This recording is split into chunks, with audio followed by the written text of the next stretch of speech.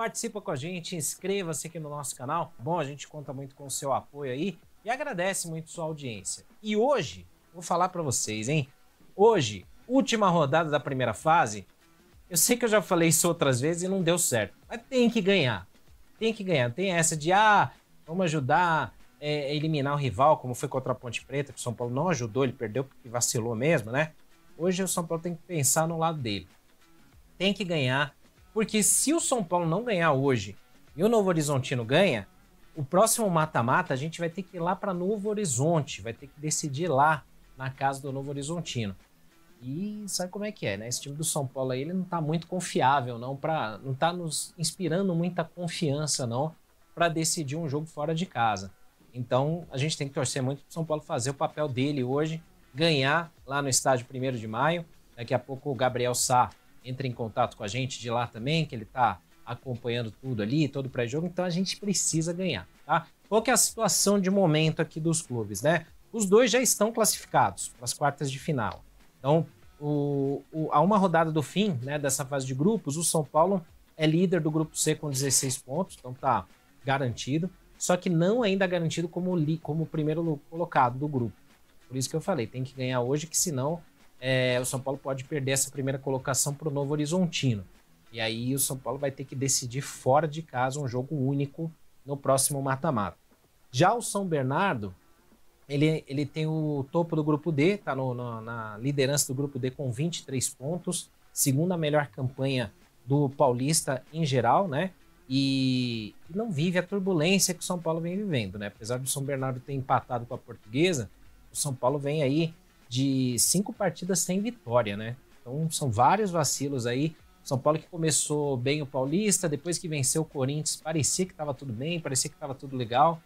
De repente vem uma derrocada do São Paulo, começa a dar uma despencada, e aí a gente não entende muito bem o que começa a acontecer com o time. Empata nos 2 jogos em Brasília, perdeu para o Santos, perdeu para o Bragantino, 1 a mais, aí perde para a Ponte Preta, então deu uma descambada geral aí no time do São Paulo, que tinha começado legal, né? E, enfim, tem tudo isso daí. Um retorno para a equipe do São Paulo hoje, que eu sei que muita gente vai falar, não precisava nem voltar, porque eu sei que a galera tá meio na bronca, tá meio na pilha. Mas hoje o Zubeldia volta para comandar o time, né? Ele depois de ter cumprido suspensão por mais um acúmulo de cartões amarelo, né? Então ele volta aí depois dessa ausência contra a Ponte Preta, vai comandar a equipe do banco de reservas hoje. E a gente espera que o São Paulo pelo menos mostre um pouco mais de organização tática, né? Mostre um futebol mais organizado do que vem mostrando, né? Nos últimos jogos, no penúltimo jogo, né, contra o Palmeiras, o São Paulo conseguiu dar uma ajeitada no sistema defensivo. O Palmeiras não tá tão bem, mas o São Paulo conseguiu passar ileso ali contra o Palmeiras, só que aí contra a Ponte Preta já voltamos a ter falhas de novo no sistema defensivo, várias bobeiras aí novamente. Então o São Paulo abre o placar, depois toma uma virada. Então o sistema defensivo, que era talvez o principal ponto de qualidade desse time do São Paulo até o ano passado, quando saiu da Libertadores, de repente mudou da água para o vinho. O São Paulo começa a tomar vários gols por jogo. Esse ano especificamente aí o sistema defensivo do São Paulo está muito instável, e aí a gente vai falar um pouco sobre tudo isso, né? Do outro lado do campo, vale falar aqui também, né? Além desse retorno do Luiz Zubeldia, o São Paulo tem ainda os desfalques do goleiro Yang, né? Que o pessoal falava, pô, merecia uma chance e tal, mas ele ainda tá fora, né? Ainda sofre com lesão. Assim como o Luiz Gustavo também, que ainda tá em tratamento de uma fratura no dedo do pé. Alisson deve ser poupado novamente para ficar 100% aí nas quartas de final do Paulistão, então não devemos ter o Alisson. Aí você já começa a ver aí na nossa imagem o gramado lá do estádio 1º de maio, tá sendo regado ali para tentar dar uma qualidade, né? Aparentemente ali, como a gente olha daqui, tem alguns pontos ali meio estranhos no gramado, né? Mas às vezes é só aquela tinta verde que os caras passam ali para dar uma cobertura, né? Mas parece que tá um pouco menos desfalcado o gramado do que alguns estádios que a gente jogou recentemente, né? Então, se for só a cor dele ali, só o corte de grama, tá valendo, não tem problema. O importante é que não tenha buracos aí no gramado, que a gente não sofra consequências, nem os nossos jogadores sofram com lesões. Aliás, né, o que se falou de gramado essa semana, né, todo mundo foi expert em gramado, né? Natural, sintético, depois a gente pergunta as opiniões de vocês aí, tá? Falando dos donos da casa, né, o time do São Bernardo, eles fazem uma campanha muito boa, né, nessa primeira fase, estão atrás só do Corinthians, são 7 vitórias, 2 empates e só 2 derrotas em 11 partidas. Na última rodada eles empataram com a Portuguesa, mas já com aquele clima de classificação, né? Então já estavam com a classificação garantida, meio que tiraram o pé um pouco. Mas faz uma excelente campanha aí o time do São Bernardo, é um time arrumado. Eles vão contar com o retorno do lateral esquerdo Pará, que cumpriu suspensão na última partida. Então, não sabe, até a gente estava achando que eles poderiam poupar alguns jogadores e tal. Não é medo não, é só informação mesmo que eu tô passando, né? Fala, pô, tá com medo dos caras virem completos? Não é isso, é só a título de informação. Mas a gente tava especulando, será que eles vêm com o time completo? Vão poupar alguém? Porque vão pensar também no mata-mata aí da próxima fase. Então, vamos ver como é que vem aí o time do São Bernardo. Nesses mesmos 11 jogos que o São Paulo fez, em comparação ao São Bernardo, né? Foram 7 jogos desses aí foram longe do Morumbi. Então o São Paulo jogou pouco na sua casa esse ano ainda. 5 desses jogos aí que foram fora, o São Paulo atuou como mandante, não, 5 como visitante, 2 como mandante. Esses 2 foram no Mané Garrincha, lá em Brasília, devido ao show da Shakira. Mas é um impacto que também causa reflexos no time no campo, né? Quando o São Paulo joga muito tempo fora ou longe do Morumbi, o São Paulo parece que sente mais, né? É um time que não se comporta do mesmo jeito jogando fora de casa. É um time que às vezes acaba não se impondo, mesmo jogando como mandante. Vide aí os jogos contra o Bragantino, onde tinha um jogador a mais, não conseguiu se impor. E lá em Brasília, mandante mesmo contra a Inter de Limeira, jogando com a mais uma boa parte do jogo, também não conseguiu se impor. E fora isso, como eu falei, né? Nesses jogos aí, tanto de Brasília como alguns antes e depois, o sistema defensivo está muito exposto. O time do São Paulo está com um posicionamento muito, digamos assim, disperso, né? Descompactado. É um time muito espaçado entre defesa, meio de campo e ataque, né? Então o time do São Paulo está sofrendo muitos lances de contra-ataque no mano a mano, os zagueiros ficando expostos e com isso mais suscetíveis a erros. Para mim, um lance muito emblemático foi no jogo contra o Velo Clube, lá em Brasília, onde o São Paulo sofre um contra-ataque e o lateral lá do Velo Clube, ele parte no mano a mano contra o Sabino, ele dá uma meia-lua no Sabino dentro da área e o Rafael acaba salvando. Mas assim, são vários lances como esses que o São Paulo vem sofrendo aí de contra-ataques de equipes de força mediana já. Imagina quando o São Paulo estiver no Brasileirão, se o São Paulo não arrumar esse sistema defensivo e pegar aí um Botafogo, pega um Atlético Mineiro, aí vai complicar muito. Então, o Zubeldia precisa trabalhar melhor esse sistema defensivo, entender como é que ele compacta mais aí o time. A gente vai falar um pouco também sobre essa boataria toda de Diniz, de outros nomes aí que estão falando, né, de treinadores, e vou me permitir dar uma opinião minha aqui também. Mas o ponto é que assim, o São Paulo precisa pensar no hoje, pensando no agora, no jogo de hoje. Então o Zubeldia precisa dar um jeito aí, dar uma arrumada nessa equipe.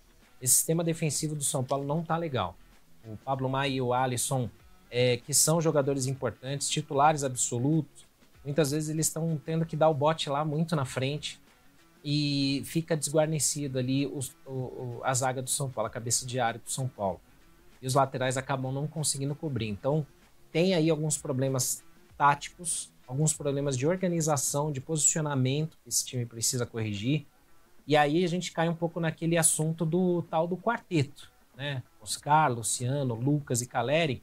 Como que isso pode ser trabalhado? Porque não é todo jogo também que eles vão jogar. Eles precisam jogar. Só que como é que você posiciona esses jogadores para você ter uma melhor recomposição? E aí talvez uma chave para isso é jogar com 3 zagueiros. Ou, em algumas partidas, 3 volantes também. Não significa que jogando com 3 volantes você tem um time retrancado. Só que com uma melhor proteção defensiva, você consegue trabalhar melhor isso para evitar que o São Paulo fique nesse mano a mano com os seus zagueiros. Então o Arboleda tem falhado, principalmente na saída de bola, né? Não é muito a praia dele, tem que fazer essa saída de bola. E aí você tem um Arboleda saindo ali errado, às vezes você tem ali outros lances, né? Então é um problema. Mas enfim, bom, como eu falei aqui, né? O São Bernardo, então, com 23 pontos em 11 rodadas, chega nessa rodada final já classificado e com a segunda melhor campanha geral. Tá? Atrás apenas do Corinthians, que tem 26 pontos. E sem desfalques, né? O técnico Ricardo Catalá pode mandar força máxima, se ele quiser assim, né? Ou talvez poupe alguns jogadores aí, pensando já no mata-mata. A escalação provável do São Bernardo deve ter Alex Alves, Elder, Matheus Salustiano e Augusto. Rodrigo Ferreira, Lucas Lima, Romisson, né? E Pará. Léo Jabá, Guilherme Queiroz e Fabrício Daniel. Pendurados lá do lado dele, Alex Alves e Léo Jabá. Do lado do São Paulo, como eu falei, o São Paulo deve ir com o time com a força máxima, né? A gente está acompanhando um pouquinho aí dos treinos do São Paulo nessa última semana. E muito pressionado, né? O Luiz Obeldia vai ter que escalar os titulares de novo. Então, todo aquele planejamento de, como ele mesmo falou, São Paulo vai jogar 2 jogos com o time titular, depois descansa um, aí joga mais 2, descansa, e intercalando, isso aí já foi totalmente para o espaço. Nessa última sequência aí que o São Paulo acumula 5 jogos sem vitória, tudo isso já desandou.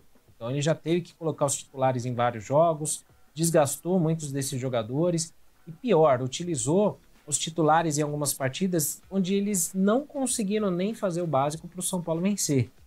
E aí você desgasta o time, não consegue a vitória e ainda fica um clima ruim, pesado.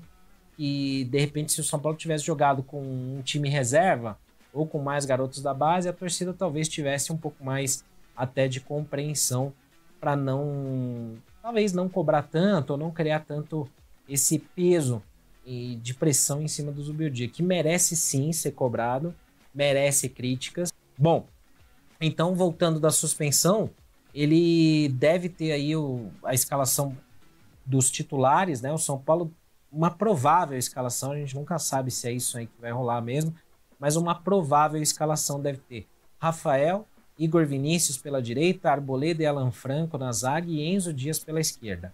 Pablo Maia e Bobadilha ou Marcos Antônio no meio de campo, com o Oscar ali um pouco mais à frente, Luciano, Lucas e Caleri. Quem que tá fora do jogo de hoje? O Yang, né, como eu falei, torção no pé direito, já há algum tempo tá fora. O Luiz Gustavo teve a fratura no dedo do pé, ainda se recupera. O Rodriguinho, que ainda não voltou, teve dores no joelho esquerdo e não voltou mais para o time. O Ferreirinha, ainda com dores na posterior da coxa, tá fora ainda do jogo. O Juan Tressoldi também tinha sentido uma lesão no posterior da coxa e ficou fora aí das últimas atividades também. E o Alisson, que vai ser poupado porque ele está com incômodo no tornozelo direito. Então, ele já tinha sido poupado por um desconforto muscular, agora por essa questão do tornozelo. Eles preventivamente deixam o Alisson de fora, que eu acho justo. Acho que é necessário, tem que poupar o máximo possível aí, sem perder força técnica que o São Paulo precisa vencer.